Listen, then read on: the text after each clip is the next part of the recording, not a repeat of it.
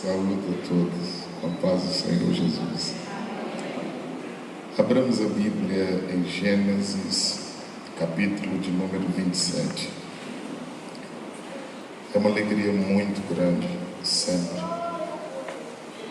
adorarmos ao Senhor nosso Deus e meditarmos na palavra dEle, que é fiel e digna de toda a aceitação. Gênesis capítulo 27, versículo de número 40 e 41, a Bíblia diz: e pela tua espada viverás, e ao teu irmão servirás. Acontecerá, porém, que, quando te libertares, então sacudirás o seu jugo do teu pescoço. E aborreceu Esaú a Jacó, por causa daquela bênção com que seu pai o tinha abençoado. E Esaú disse no seu coração: chegar-se-ão os dias de luto de meu pai, então matarei a Jacó, meu irmão. Quando nós olhamos para esse texto sagrado, todos nós lembramos de que Deus havia feito uma promessa a Jacó e a Esaú. Todos nós conhecemos isso. E na promessa dizia que o maior serviria o menor. Portanto, Esaú deveria servir a Jacó. Sempre no reino de Deus as coisas são assim. Lá no princípio, quando Deus criou todas as coisas, a Bíblia diz que Ele colocou o sol para governar o dia, que já é claro por si mesmo. E o sol é o astro maior, mas ficou para iluminar no momento de maior claridade. Não se precisa tanto dele. Mas à noite, que é bem mais escura, Deus escolheu que a lua brilhasse, governasse à noite, sendo que a lua é menor e nem mesmo tem luz própria. A luz que ela recebe é o reflexo do sol. Daí dá para nós tirarmos uma ideia que, mesmo sendo todos nós insignificantes, mas sobre nós está o sol da justiça. E como nós recebemos reflexo desse sol, o apóstolo Paulo disse que nós refletimos em nós a imagem do Deus Todo-Poderoso, segundo os Coríntios 3,17. Esse texto sagrado mostra que o problema não foi Jacó está acima do seu irmão. O problema foi simplesmente porque Jacó não aguardou o tempo devido. E não aguardar o tempo devido na presença de Deus pode causar muitos prejuízos. Há poucos dias eu disse um exemplo bem básico para os irmãos aqui, quando há aproximadamente 15 anos fui convidado para uma festa aqui próxima e as pessoas ofereceram dinheiro e disseram que haveria uma multidão de 10 mil pessoas. E eu estava pregando numa festa em Teresina bem pequena. E o atrativo que eles me disseram que eu deveria deixar tudo lá para vir era porque havia uma dupla de cantores famosos. E há poucos dias eles vieram aqui na igreja, muito tempo depois, e nós estávamos juntos. Se isso valer alguma coisa, passou muito tempo.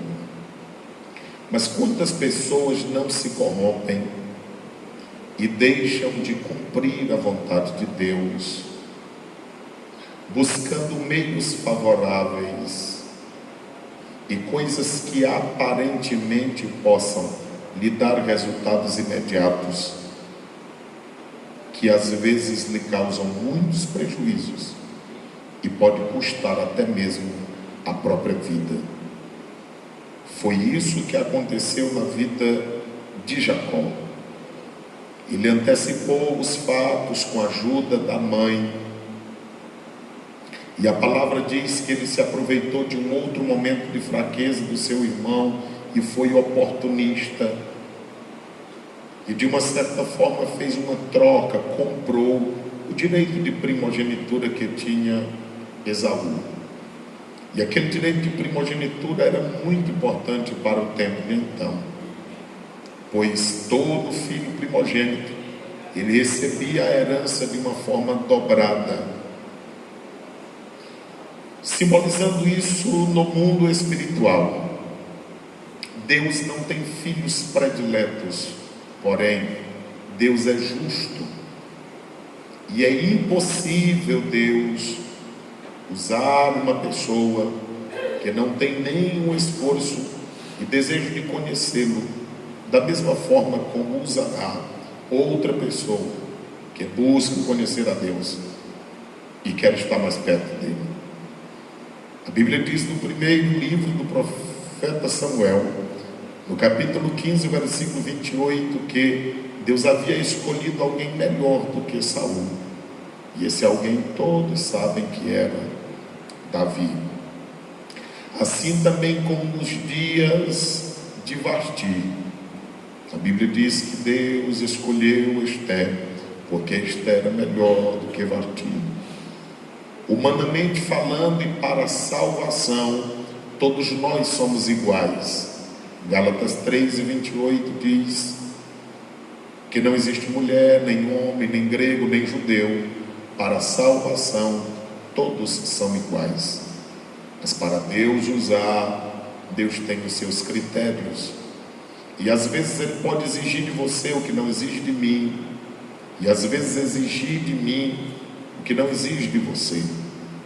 O que depende é a forma como Deus quer nos usar e para qual propósito Ele quer nos usar.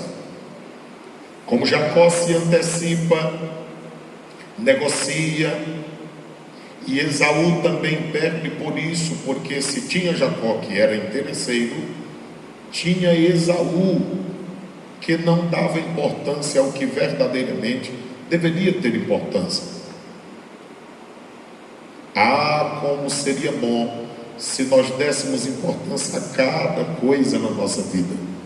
Há poucos dias conversamos com a igreja e citamos 1 Timóteo 2:1, quando diz, antes de tudo, é Paulo escrevendo a Timóteo, um jovem pastor, o instruindo como deveria cuidar da igreja. Paulo diz, antes de tudo, se faça deprecações. O que Paulo estava dizendo é que na vida cristã, toda e qualquer decisão que formos tomar, antes de pensarmos até, nós precisamos orar. E Paulo destaca alguns tipos de oração ali, dizendo que deveria ser feito antes de tudo deprecações, ou seja, orar até por quem quer ver o nosso mal até a nossa própria morte. Parece ser difícil, mas é evangelho. Mateus 5, 44, 45 diz que nós devemos orar até por quem nos aborrece, por quem quer ver o nosso mal. E o apóstolo Paulo disse que deve haver em nós, Filipenses 2:5, o mesmo sentimento que há em Cristo Jesus, o nosso Senhor. Aquele que não se defendeu, aquele que não atacou, mas a Bíblia diz que tudo ele entregava a Deus, que justamente pode julgar todas as coisas. O texto sagrado nos diz aqui que quando Esaú chega atrasado, porque ele havia negociado, havia repassado a bênção a Jacó, ele diz: mas não tem absolutamente nada para mim. Foi quando seu pai disse essas palavras: e pela tua espada viverás. Ou seja, ele teria que se esforçar para isso. E ao teu irmão servirás.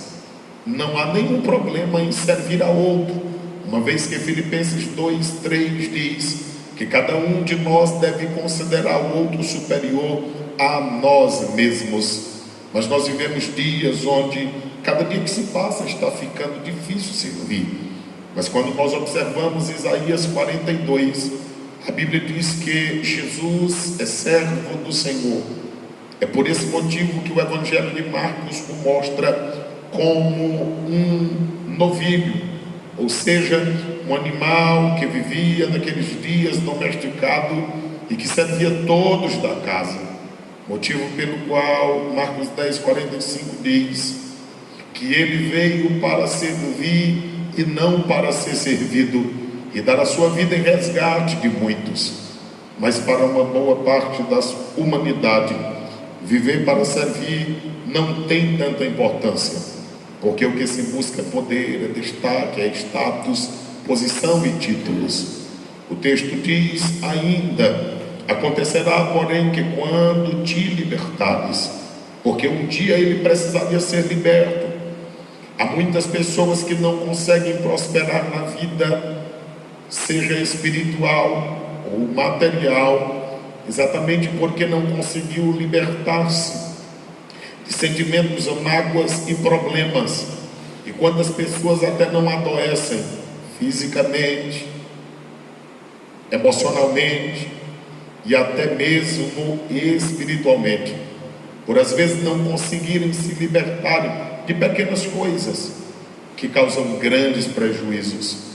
Por esse motivo, o texto diz: mas quando tu te libertares, então sacudirás o jugo do teu pescoço.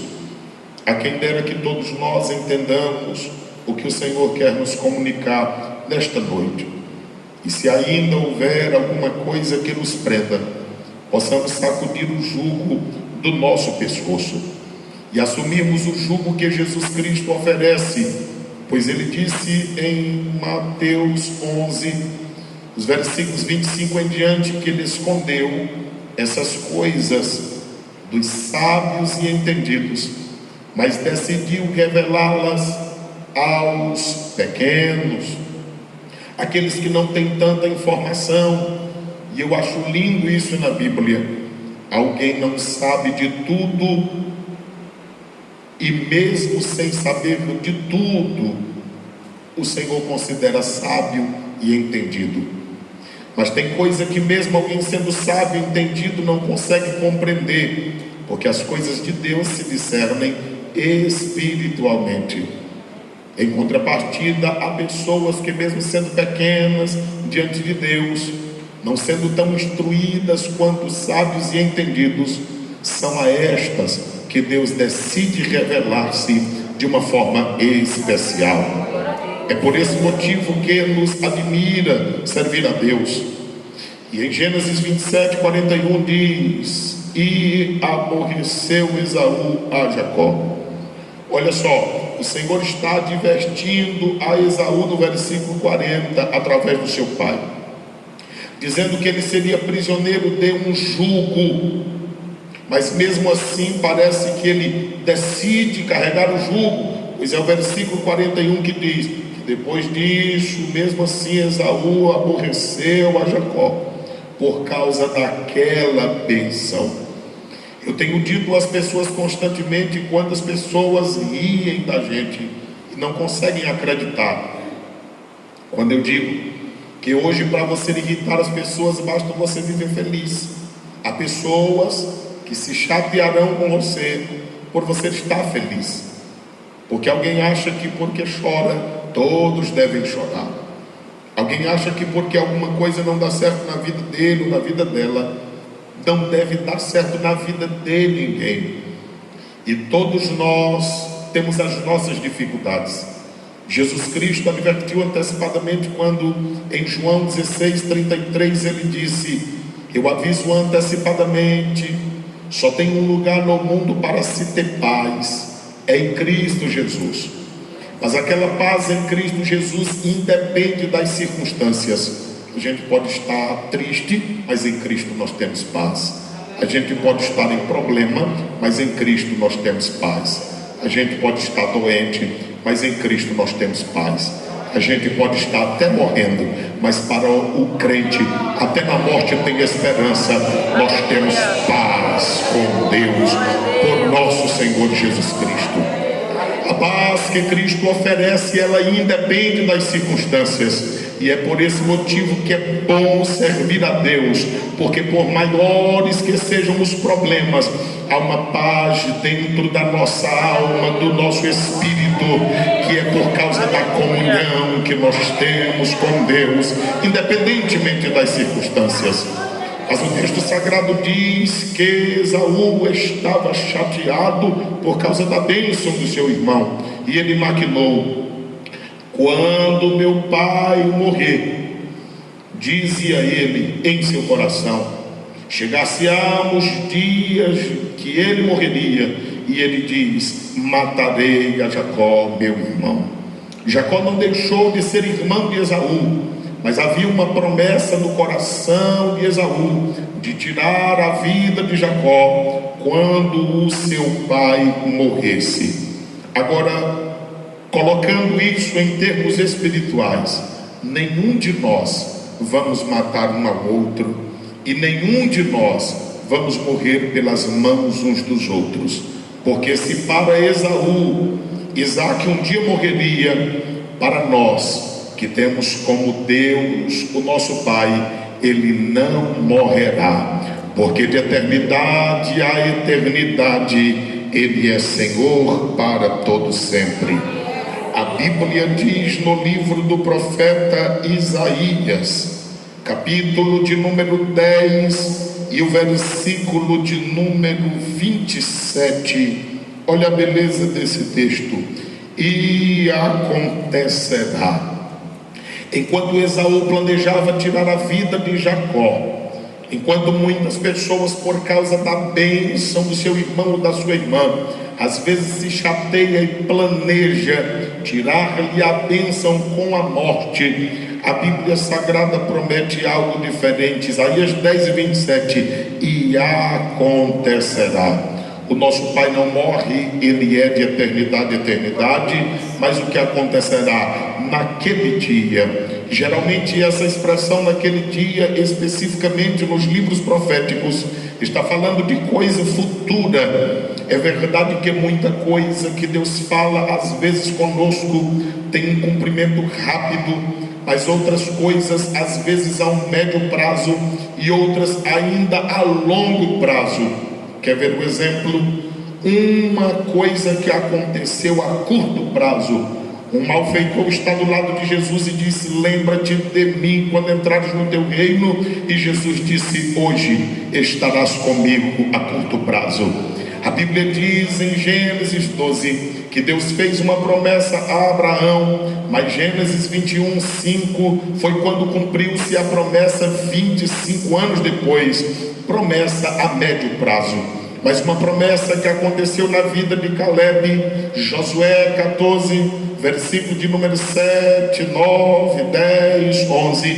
A Bíblia Sagrada diz que Caleb falou: eu recebi a promessa quando tinha 40 anos. 45 anos se passaram, olha aí, 45 anos depois, uma promessa a longo prazo. Somente agora a promessa está se cumprindo.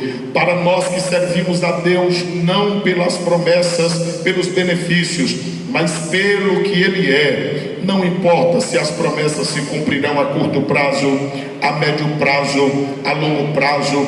E para mim, por exemplo, eu nem me interessa que elas cumpram, porque a melhor coisa que tenho na vida é a salvação em Cristo Jesus. As demais coisas são apenas algo que o Senhor dá por causa da sua bondade e misericórdia. Mas a Bíblia diz: e acontecerá naquele dia que a sua carga será tirada do teu ombro. Se todos nós reconhecermos a palavra de Deus como autoridade absoluta sobre a nossa vida, acontecerá o que? Naquele dia, o que cairá o jugo do nosso ombro. Assim como Isaac disse a Esaú: no dia que tu sacudires, ou seja, no dia que tu entenderes que há um jugo no teu pescoço e tu sacudires, ele cairá por terra. Mas por nós mesmos nós nunca tiraríamos o jugo de cima de nós, porque nos tornamos escravos do pecado. Mas Isaías diz: naquele dia acontecerá, diz-nos a palavra, que tirará o jugo do teu pescoço. E a Bíblia diz: e o jugo será despedaçado por causa da unção. É por isso que a unção na vida do crente é importantíssima, porque aquilo que nós não temos coragem de nos desapegar, aquilo que nós não temos coragem de deixar, aquilo que nós não temos coragem de abandonar, quando a unção desce sobre nós, é despedaçado. E se havia algum local para esse jugo agarrar, a pregar em nós, ficar em nós, quando ele é despedaçado, não tem como segurar, ele cai por terra. E sempre que Deus quer dar libertação a alguém, ele despedaça. Lembra quando ele disse para Ciro: eu vou adiante de ti, abrindo os portões e quebrando os ferrolhos, porque Deus sabe quão saliente é o nosso adversário. Se ele fosse só abrindo os portões, deixando cadeados e trancas no mesmo lugar, o inimigo salientemente poderia voltar fechando. Mas como está escrito em Apocalipse 3:7, que a porta que ele abre ninguém fecha, que ele fecha ninguém abre, ele vai na nossa frente, abrindo caminho, mostrando tesouros escondidos, abrindo portões e quebrando ferrolhos, significando que quem está em Cristo está livre, está livre, está livre, porque nós podemos dizer que a liberdade em Cristo Jesus, o nosso Senhor. E conhecereis a verdade vos libertará. Se pois o Filho vos libertar verdadeiramente, sereis livres, porque Cristo se manifestou para desfazer todas as obras do diabo. O Senhor nesta noite nos visita para tirar todo e qualquer jugo de sobre nós, mas para oferecer um jugo que é suave e que é leve. É o jugo de Cristo, mas você só aceita se quiser. Mas é o melhor jugo que tem para carregar, porque é um jugo de aprendizado. Ele está do nosso lado, nós ficamos do lado dele, e o jugo é posto em nós e nele, e nós andamos do lado de Cristo, como Cristo, aprendendo com Cristo, vivendo a ponto de parecermos com Cristo e sermos confundidos também com Cristo. A Bíblia diz ainda em Isaías 14, em versículo 24: e o Senhor dos exércitos jurou. Eu quero que você guarde isso na mente. Isaías 14, 24, foi o Senhor quem jurou. Quando o homem faz aliança, ele quebra. Quando o homem promete, ele pode descumprir. Mas quando Deus de Israel faz uma promessa, como ele faz em sua palavra, ele jurou, ele garante a sua palavra, e ele jurou dizendo: como pensei, assim sucederá. Nada que Deus pensou acerca de nós pode ser destruído, a não ser que nós cortemos a nossa amizade com Deus, porque Jó disse em Jó 42 e 2: eu sei que tudo tu podes, e nem o teu pensamento pode ser frustrado. Se o pensamento de Deus não pode ser frustrado,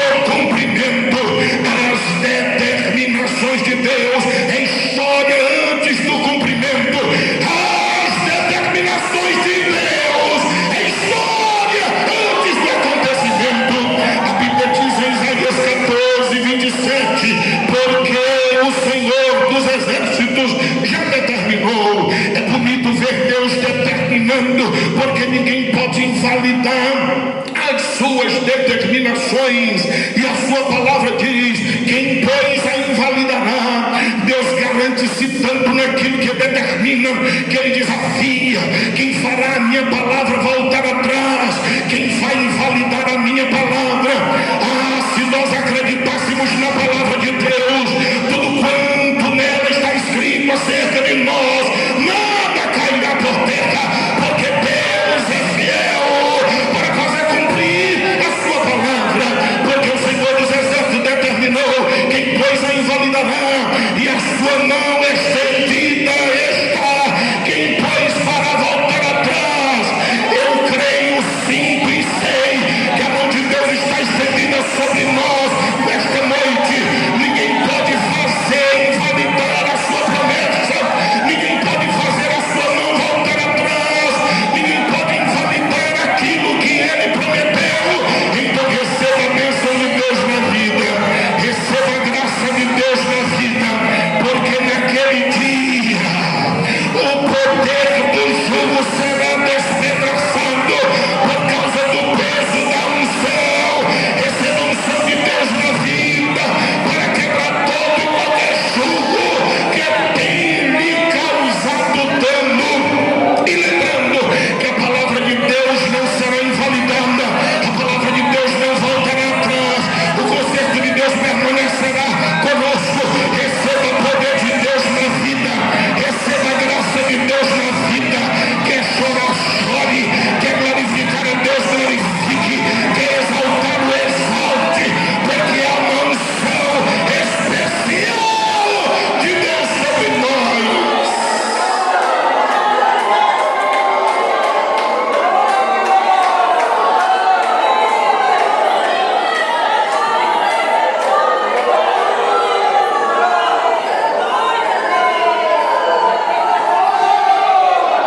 Fique de pé, mas fique de pé adorando a Deus, porque Deus está neste lugar. O Senhor está neste lugar, o Senhor está neste lugar. Adore a Ele, porque Ele é digno do nosso louvor e da nossa gratidão. Ele é digno do nosso louvor e da nossa gratidão. Ele é digno do nosso louvor e da nossa gratidão. A Ele o louvor, a Ele a honra e a Ele a glória. Querido Deus de Israel,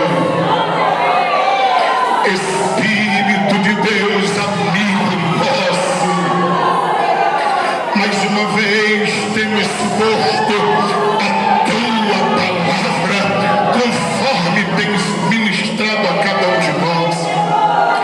E aqui estão as Tuas filhas e filhos nesta noite, e o Senhor conhece as necessidades de cada um de nós. Que a unção desça sobre nós nesta noite, para destruição de enfermidades, para destruição de fortalezas, para tudo que é aquilo que aprisiona, tristezas, ansiedades, enfermidades, mágoas, na autoridade do nome de Jesus Cristo, seja despedaçada,